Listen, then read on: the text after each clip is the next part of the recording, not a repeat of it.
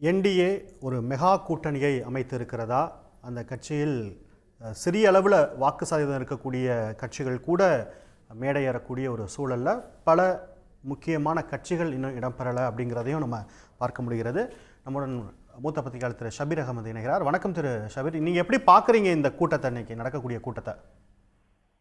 வணக்கம். இன்னைக்கு நடக்கின்ற இந்த கூட்டம் அப்படின்றது ஒரு ஒற்றை மெசேஜ தமிழகத்துல கன்வே பண்ணணும்னு நினைக்கிறாங்க. ஏன்னா அதிமுக பாஜக கூட்டணி உருவாகி கிட்டத்தட்ட ஏப்ரல் மாசத்துல உருவான அந்த கூட்டணி தேர்தலுக்கு முன்பு கூட மக்கள்கிட்ட பெரிய அளவுக்கு ஒரு நம்பிக்கை பெற்றதாக தெரியவில்லை. அதே நேரத்துல அந்த கூட்டணி ரொம்ப பலவீனமாக இருக்கிறது. ஏன்னா கூட்டணியில இருந்த முக்கியமான கட்சிகள், குறிப்பாக முக்கியமான நபர்களும் முக்கியமான கட்சிகளும் வெளியேறி இருக்கிறார்கள். டிடிவி தினகரன் வெளியேறி விட்டார். அதுக்கப்புறம் ஓபிஎஸ் வெளியேறி விட்டார். தேமுதிக வெளியேறி விட்டது. அதுக்கப்புறம் புதிய தலைமுறையும் புதிய தமிழகமும் வெளியேறி விட்டது அப்படின்னும் போது கிட்டத்தட்ட இந்த கூட்டணி பெரிய அளவுக்கு ஒரு தாக்கத்தை ஏற்படுத்தாது அப்படின்ற ஒரு எண்ணம் அப்படின்றது மக்கள் மத்தியில இருக்கிறது. ஒரு தேர்தலுக்கு 2 மாதங்களுக்கு முன்பு இப்படிப்பட்ட ஒரு எண்ணத்துடன் ஒரு கூட்டணியை ஒரு கூட்டணியை வைத்துக் கொண்டு தேர்தலை சந்திக்க முடியாது. அது ஒரு மிகவும் பலவீனமான ஒரு ஒரு ஒரு பலவீனமான ஒரு தோற்றத்தை ஏற்படுத்தும் அப்படின்றதுனாலதான் பாஜக ரொம்ப தீவிரமான முயற்சிகளை அதுக்கப்புறம் எடுக்க ஆரம்பிச்சுட்டாங்க. என்ன ஒரு விஷயம் அவங்க அண்டர் எஸ்டிமேட் பண்ணியிருப்பாங்கன்னு நான் நினைக்கிறது என்னன்னா, தாவேகா பெரிய இம்பாக்ட் கிரியேட் பண்ணாது அப்படின்றத அவங்க நினைச்சிருப்பாங்க. பட் தாவேகாவுடைய இம்பாக்ட் பல இடங்கள்ல அதிமுக பாஜகவை பாதிக்கிறது, அதிமுக பாஜக கூட்டணியை பின்னுக்கு தள்ளுகிறது அப்படின்றதுக்கு பிறகுதான் முழுக்க முழுக்க அவங்க எடுத்த நடவடிக்கைகள் இந்த கூட்டணியை மீண்டும் கட்டி அமைக்க வேண்டும், ஒரு பலமான அணியாக நாம் களத்தில் இருக்கிறோம் அப்படின்ற அட்லீஸ்ட் அந்த தோற்றத்தையாச்சும் ஏற்படுத்த வேண்டும் அப்படின்ற ஒரு நோக்கத்துலதான் இந்த கூட்டணி என்பது உருவாக்கப்பட்டிருக்கிறது. இதுலயும் எல்லாருமே வரல. இன்னும் பல கட்ட பேச்சுவார்த்தைகள் அப்படின்றது பல்வேறு தரப்பினரோட பாஜக நடத்தி கொண்டு இருக்கிறது. அதிமுக எந்த அளவுக்கு முனைப்பு காட்டினாங்கன்னு தெரியல. ஆனா பாஜக பெரிய அளவுக்கு இதுல பேக்டோர் நெகோசியேஷன்ஸ் எல்லாம் பண்ணி ஒரு கூட்டணியை இன்னைக்கு கட்டி அமைச்சிருக்காங்க. ஒரு கிராண்ட் ஷோ ஆஃப் ஸ்ட்ரென்த்.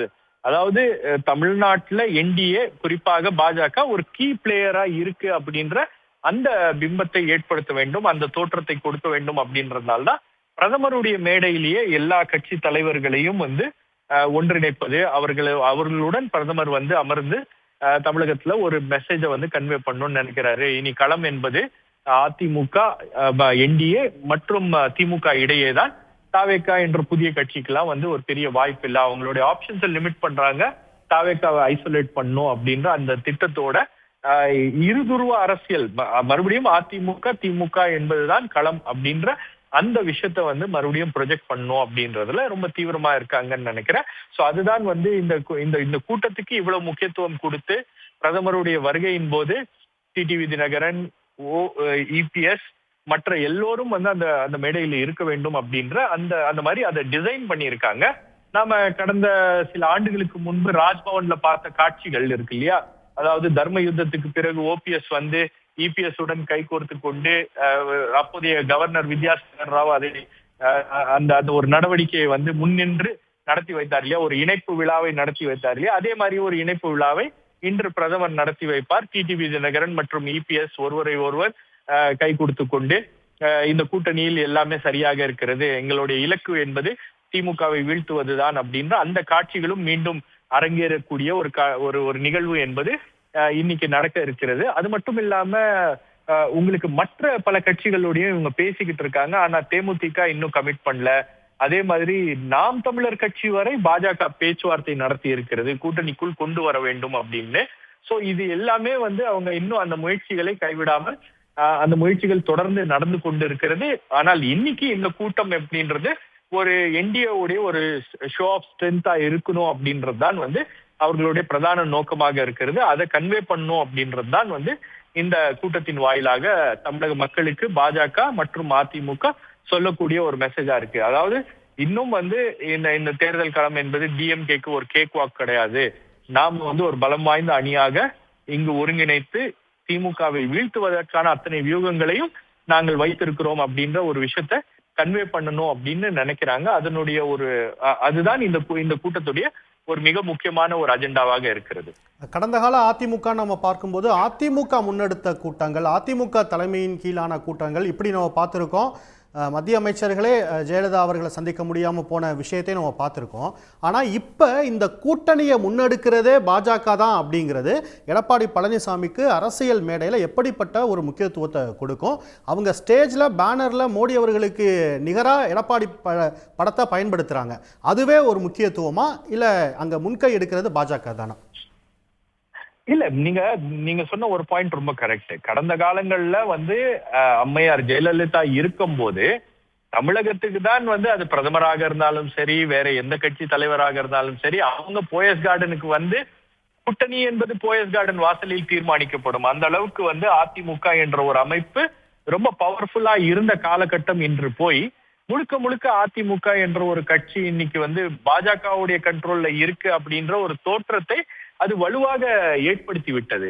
நீங்க இப்ப கூட இந்த நடவடிக்கைகள், இந்த கூட்டணிக்குள்ள பாமக வந்தது, அதுக்கப்புறம் டிடிவி தினகரனை கொண்டு வந்தது எல்லாமே பாத்தீங்கன்னா இதுல அதிமுக எடுத்த முயற்சிகள் ஒரு 30% இருந்துச்சுன்னா 70% முயற்சிகள் அப்படின்றது பாஜக தான் எடுத்திருக்கிறது. ரெண்டாவது, டிடிவி தினகரனுடைய கேஸ்ல பாத்தீங்கன்னா 100% அது பாஜக தான் நெகோசியேட் பண்ணிருக்கு, பாஜக தான் அந்த பேச்சுவார்த்தை முன்னின்று நடத்தி இருக்கிறது. ஆகவே இது பாஜக உருவாக்கி இருக்கக்கூடிய கூட்டணி, பாஜக தான் அனைவரையும் ஒருங்கிணைக்கிறார்கள் அப்படின்ற அந்த தோற்றத்தை தான் அவர்கள் பிரதிபலிக்க வேண்டும் அப்படின்னு நினைக்கிறாங்க. இது அதிமுகவுக்கு ஒரு மிகப்பெரிய பெர்செப்ஷன் வைஸ் பாத்தீங்கன்னா இது அதிமுகவுக்கு பின்னடைவு தான். அதிமுக அதிமுக கவலைப்பட வேண்டிய ஒரு விஷயம் என்னன்னா, நீங்க ஒரு பொதுக்குழுல தீர்மானம் எல்லாம் நிறைவேற்றியதுக்கு பிறகு கூட பாஜக தான் லீடு எடுக்குது.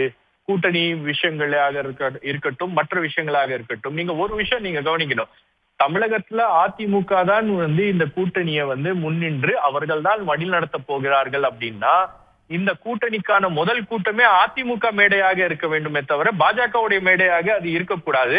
ஆனால் இங்கு பாஜக அந்த மேடையை ஏற்பாடு செய்திருக்கிறது. பிரதமரே அந்த விழாவுக்கு வராரு, பிரதமரே அந்த நிகழ்வை முன்னின்று நடத்துகிறார் அப்படின்னா முழுக்க முழுக்க இதுக்கான ஒட்டுமொத்த கிரெடிட்டையும் பிஜேபி தான் எடுக்க முயற்சி பண்றாங்க. அதுதான் இதுல இருக்க பிரதானமான விஷயம். நீங்க இந்த மாதிரி ஒரு அதிமுக மேடைகள்ல மற்ற அரசியல் கட்சி தலைவர்கள் வருவார்கள். ஆனால் ஒரு பிரதான எதிர்கட்சியாக இருக்கக்கூடிய அதிமுக இன்னைக்கு ஒரு மாற்றுக் கட்சியோட மேடையில இருந்தா அவர்களும் முழங்கக்கூடிய ஒரு நிலை அப்படின்றது ஏற்பட்டிருக்கிறது. அப்படின்னும் போது இந்த கான்ட்ராஸ்ட நம்ம பாக்குறோம் இல்லையா? கடந்த கால அதிமுகவுக்கும் தற்போது இருக்கக்கூடிய அதிமுகவுக்கும் இருக்கக்கூடிய வேறுபாடு என்ன?